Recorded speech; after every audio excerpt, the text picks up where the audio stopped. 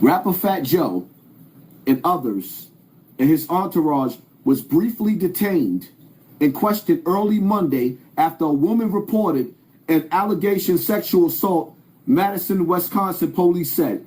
The 33-year-old Madison woman called police with a complaint of inappropriate touching after Fat Joe, whose real name is Joseph Cartagena, performed at the City Theater Sunday night, police reported. Cartagena's lawyer said the woman was a pretender groupie who was attempting to shake down the rapper for money. So the woman that was sexually assaulted by Fat Joe, right? I'm taking the gloves off. Y'all niggas want the problem? How scared of who? I'll be on the block too. I'm gonna come outside just to be. I dare one of you niggas to say something to me. I dare you. I dare you. Don't worry about Mac. Worry about me. Now you niggas is dealing with Poppy. Say something. When you approach me, make sure you approach me right. Ain't no talking.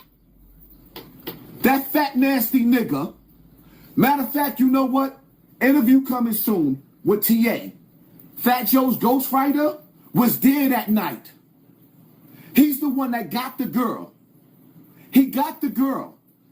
Fat Joe, allegedly, I'm going to let him tell the story. I'm not telling nothing. But I'm going to give y'all some insight. He used TA, the young boy, to get young girls. He used TA to get young girls because TA is like 10 years younger than Joe. Or some Bambaataa shit. He used to send TA to get young girls, have sex with the young girls in the hotel room, and then he used to watch and jerk off like Bam. The only thing is, Joe liked boys and girls according to TA. He liked boys and girls according to allegedly. I don't have no proof of this. I'll let TA tell y'all. Interview coming soon. Yeah, this is the story of Fat Joe going to meet T-Mac on the block. Because he didn't want Hassan Campbell to do this interview.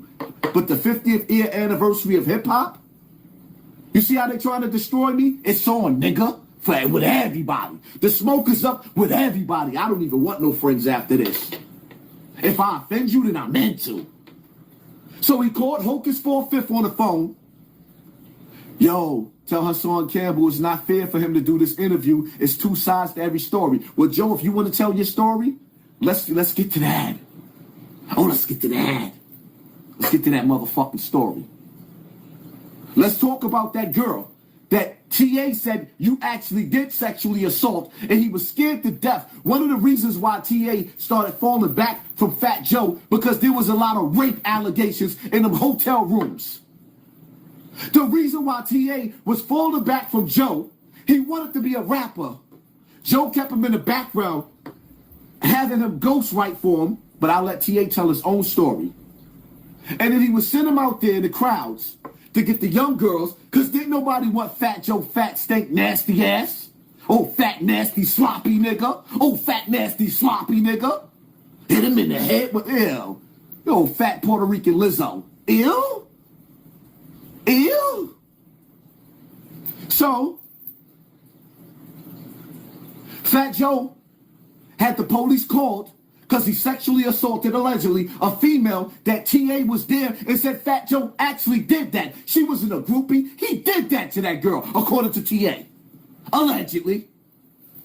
But Fat Joe, you said in your own voice, you fat sloppy nigga, and I dare when you see me on the block, if you ain't extending your hand to give me dap, nigga, if it's on, it's on. Do not approach me unless it's on. I don't give a fuck with any of you niggas. And I'm sorry because some of my niggas is cool with Fat Joe. Shout out to Miami. Love you, Miami. Shout out to my nigga Ant. I love all my niggas. This niggas that fuck with. Shout out to Pistol Pete. Shout out to all my niggas. But the reality of it is, if you stand next to a predator, that makes you one too. My brother T-Mac fuck with Fat Joe. I love my niggas. But the gloves is off. I'm not playing with this nigga. I'm not playing with nobody. This is personal. You niggas are sitting up there celebrating Fat Joe. I mean, KRS-One, when he called me an FBI informant. And now they trying to use star power to destroy me. Well, if it's on, it's on. And if you can't keep fronting, then your ass is gone. What? All this week you've been talking about that drive-by. But ain't do nothing but drive-by. That ain't me. Y'all niggas don't even understand. The reason why you see me in Cortland, on Cortland Ave, B.O. mother is still there. His brother's still there. That's my connection to my brother that's in the grave. I love him so much. He's tattooed on my chest. My nigga's tattooed on my chest. I was in jail when B.O. died. Me and Roro, Sex Money Murder Roro, was gonna get it on. The only reason why me and Roro didn't get it on after B.O. got murdered, or rather, matter of fact, B.O. wasn't even dead then. I was getting it on with Sex Money Murder in jail. And in the streets before I went to jail. Which I didn't hear what Minnesota told y'all. It was on. It was real back then. I'm the only nigga that stepped a Pistol Pete in jail face to face and backed him down, and the whole jail went crazy. Xavier Williams was there. Uptown was there. Eric Bennett was there. There was real niggas from the Bronx that was there. Pete said I didn't have nothing to do with B.O.'s death. He told me that my brother-in-law, David Mullins, killed B.O. My brother-in-law. That's why me and Pistol Pete became friends in jail. That's why. But when them niggas was in the street, now let me address the Zulu Nation. But if you feel personal, like I'm talking to you, I'm gonna address the Zulu Nation, all y'all threats, all the death threats. Y'all niggas ain't do shit when B.O. got murdered. Let's talk about when B.O. went to go meet Showbiz. When he went to go meet Showbiz, and there was alleged rumors about Showbiz having a check for $800,000. He was supposed to give a B.O. $800,000 in a check. And that same day he went to go meet B.O. B.O. went to go meet him in Castle Hill, Soundview, and at laundromat, he got murdered. For years, I thought Showbiz had something to do. I love Showbiz. Let me say that. Showbiz didn't even really know me like that, but I used to be around Showbiz with a big gun. I love Showbiz. I used to look at Showbiz was like one of my idols, just like KRS-One. So I want y'all to understand something, right? Let me just take y'all through memory lane. This shit gonna get real in this battlefield. The only reason why I'm asking y'all to hit the like button is because I want this video to be seen by the world. Because this is my real life story, and I don't give a fuck who get offended. This shit about to get real.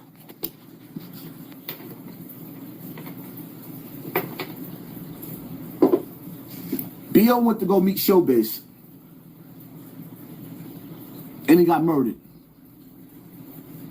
Me, it's crazy because y'all don't know Hassan Campbell. I mean, y'all know Hassan Campbell, but y'all don't know Poppy. It's just weird because when B.O. died, I had a dream the day before. In the morning time, I was in jail. I remember I was in 2 Upper.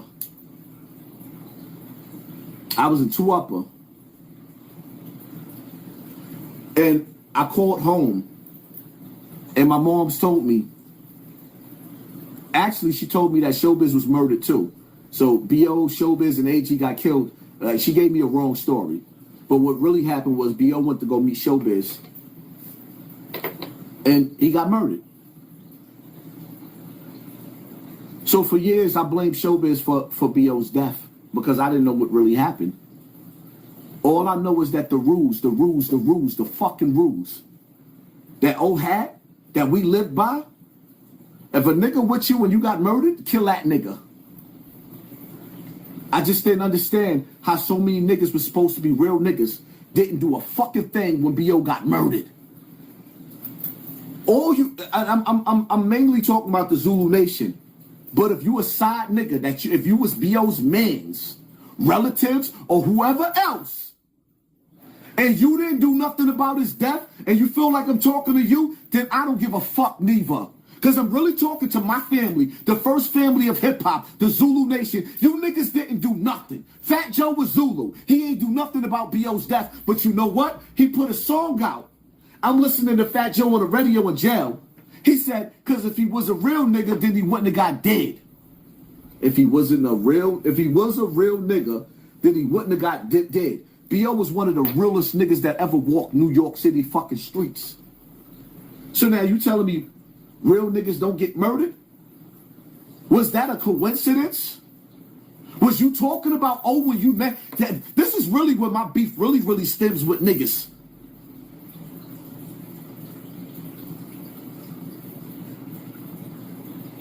Y'all want to hear the story about, ask Eric Bennett, my co-defendant on my murder cases. You want to hear the story? Bambaataa really spooked me out. One day I was the story of when I was going to rock that nigga. I was going to turn that nigga TV off. We was in Bam's house in Parkchester. In Parkchester. We in Bam's house, right? Me and Eric. And I'm talking shit to Bam. I said, nigga, I'll kill you right now. Bam said, go ahead. You ain't going to get out of my house. You'll never make it out of here. I said, what? He said, if you do something to me, you're not going to make it out of my house. Me and Eric went to turn the door. Open the door. We couldn't open that nigga door. We went to touch the nigga knob. We couldn't get out the house. Bam touched the door and let us out. He spooked the shit out of us. Eric said to me later on, years later, he said, yo, son, you was really going to kill that nigga. That was the day I was going to rock that nigga snot box in that house. I always had it out for that nigga. While B.O. was laying on the floor, he picked a little girl up. He went to go meet Showbiz and never made it home. Twin came around the corner, started shooting. B.O. picked the little girl up, embraced her, because the little girl got shot too. Y'all don't hear about that. Protecting that little girl. He had his gun on him. Showbiz was there. Showbiz allegedly chased the shooter and with B.O.'s gun. Never got a chance to, he never shot him. He chased him with a gun but never shot him. I don't know. And I want y'all to understand something. I love Showbiz. When I came home from jail, the first day that I seen Showbiz, I was talking to T-Mac on Cortland Ave. Ask Mac. Showbiz got out of that car, that Benz. I think it was a white Benz. He went to walk towards me, Mac, and another nigga named Tone. Right? It's the Tone, nigga. He went to walk towards us. I seen Show. I grabbed my 357. Mac waved to Showbiz like no. Show got in the car. Mac put me in a bear hug. I was going to push Showbiz shit all the way back. Mac put me in a bear hug. Showbiz drove off. I cried like a baby. Why you Zulu niggas didn't do nothing?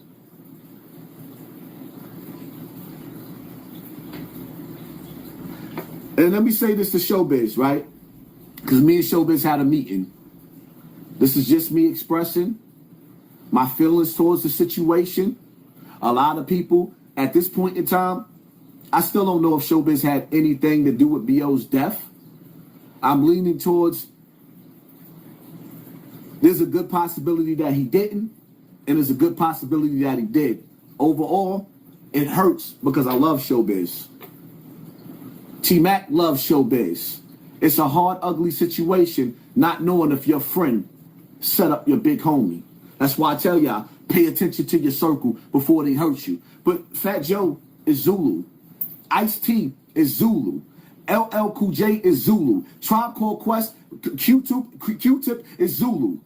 Queen Latifah is Zulu. There was so much power in this industry and behind the Zulu Nation and B.O. and niggas did not do nothing when my big homie got his life, when his life was snatched, when they rocked his snot box and turned my nigga TV off. Niggas ain't do nothing. I knew when I came home from jail, I had a vengeance in me.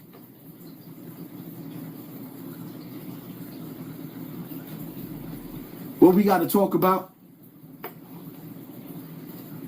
where Africa Bambaataa got stabbed?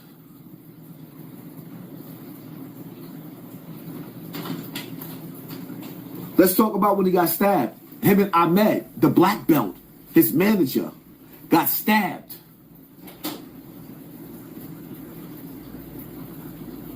Because allegedly, Bam date raped a young boy who woke up with Bam sucking his meat, molly-whopping him in his sleep. And he woke up, went in the kitchen, got a butcher knife, and went to stabbing. Africa Bambaataa raised me, regardless to which I felt that he was like my father, a nasty pedophile father. Africa Bambaataa caught a body with me. The first homicide that I got locked up for, Africa Bambaataa was my co-defendant that I didn't snitch on. Whoever says that I'm snitching right now, I don't give a fuck. He was my getaway driver. I don't give a fuck about you. I don't give a fuck about your wife. I don't give a fuck about your kids. Nigga, fuck you. I ain't testifying in court. I'm telling my story. Africa Bambaataa was my getaway driver in a murder. 1994, Boston Secor. In the Bronx. Hassan Campbell was locked up for multiple murders. No, that was Poppy. But in the courts, I was Hassan Campbell. Y'all niggas don't know me.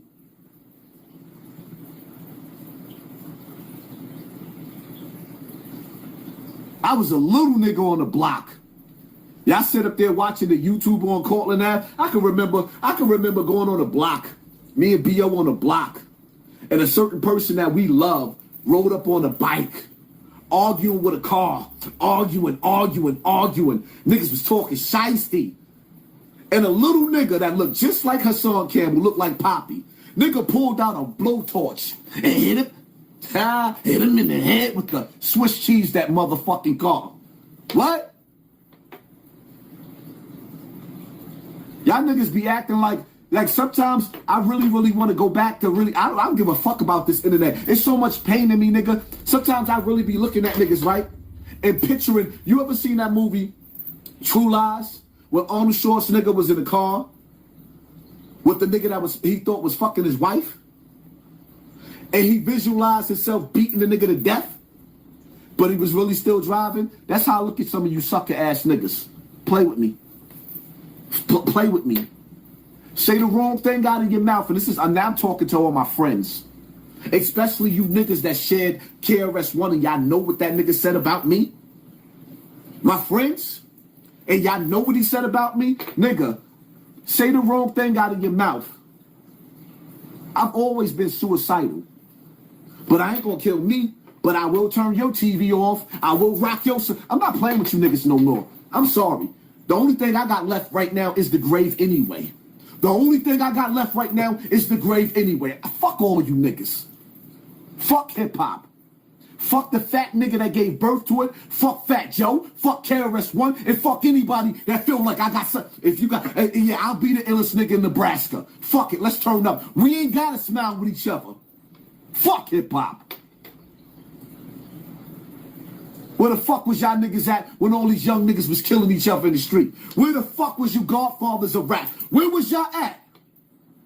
Acting, rapping, podcasting, but you wasn't in the streets. You wasn't using your Instagrams to stop these little niggas from killing each other. Fuck hip-hop. Fuck hip-hop. Because that's what hip-hop said about me, so fuck you too. Nigga, ain't no more pretending.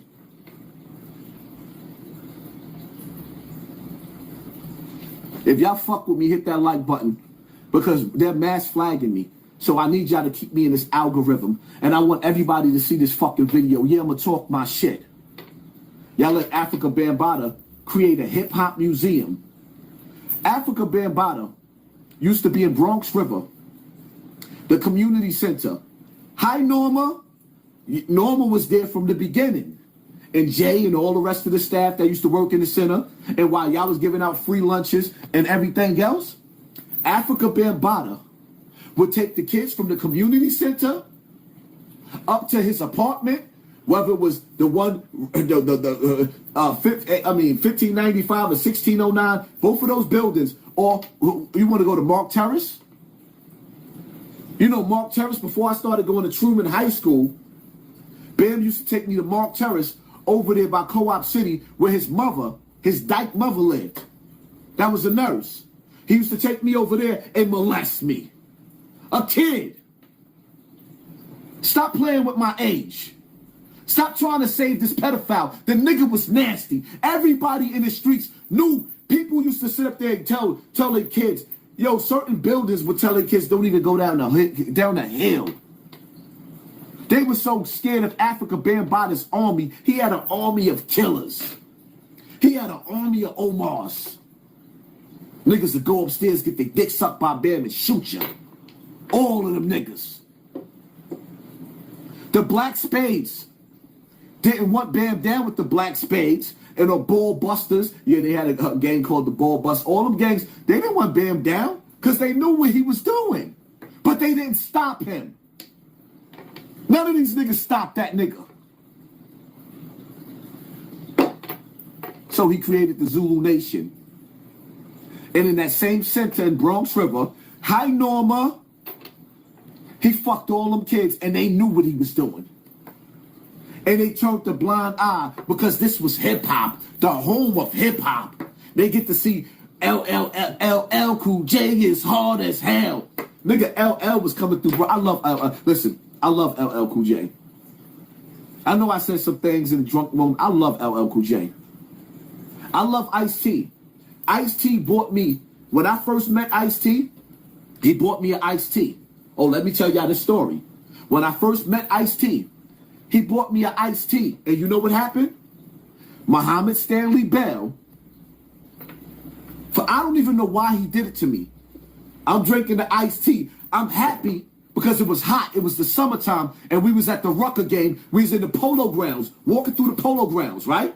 It was like an army of us. We're walking with iced tea. And Muhammad Stanley Bell, I don't know why he did it to me. He looked at me while I was drinking my iced tea and smacked the shit out of me. Block it down. He knocked my iced tea out of my hand on the floor. I don't know why he did it. But what I did know was, immediately, I grabbed that Beretta that was on my waist, backed that shit out, and Big F, which is Muhammad's brother, and B.O. grabbed me. I was going to shoot him right there. I was going to hit him in the head with the... I was going to rock that nigga's snot box. I don't even know why the nigga slapped me. But I do really know he really wanted to slap B.O. He hated B.O. Muhammad hated B.O. And when I was in jail, they had a little beef. And shit got real ugly.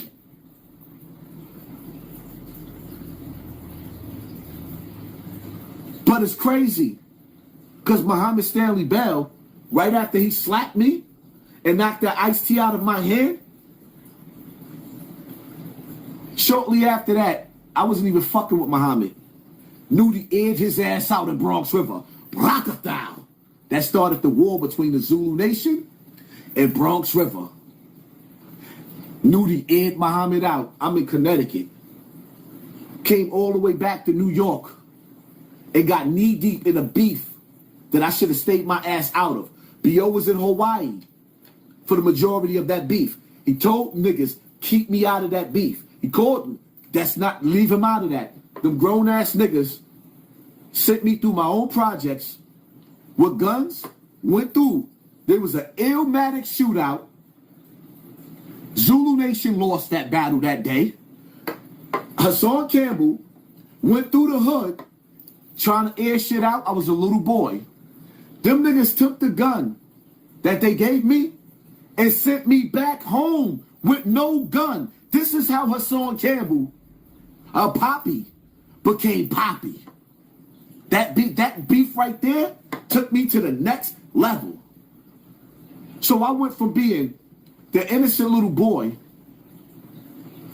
that was a good boy to every fucking day somebody would get shot and they were saying, Poppy did it. I'm not saying I did it. But the streets were saying I did it. It was the little boy with the curly hair shooting everybody every fucking day. You niggas, all you niggas that be sitting up there judging me, y'all niggas put in work, but you wasn't doing what I was doing. I was a broke nigga. How Jay-Z said, Broke niggas don't want no cash, they just want to shoot you. Nigga, I just wanted to shoot.